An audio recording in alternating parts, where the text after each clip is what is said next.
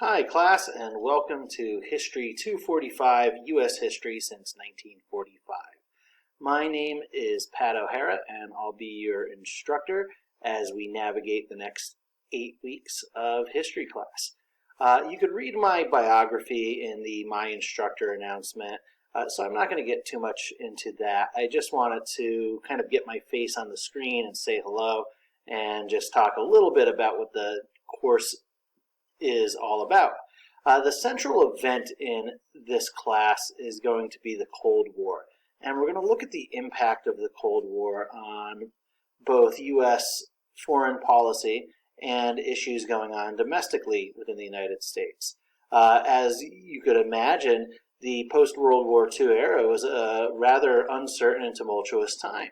Aside from the Cold War, we'll look into events such as the Civil Rights Movement as well, and the lasting impact of that time period. I really think that this class is a fun one to teach, and I'm happy to be teaching it again as it is unique to the courses offered here at SNHU.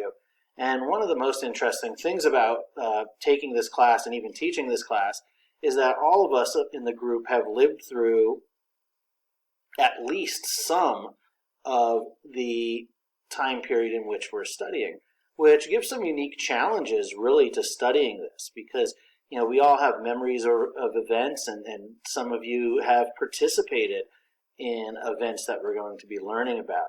So trying to take a step back and looking at this time period from a historical perspective based on the primary and secondary sources that we'll be reading could be a little tricky. Is it possible to remove our biases from regarding these topics from our discussion? No, not at all. But as historians, we usually try to approach the topic as objectively as possible. Regardless, I trust that we're going to have a lot of excellent discussions. I see that already we have several students chiming into week one, so if you haven't done that yet, don't be shy. Feel free to pop in. And I look forward to working with each of you throughout the term.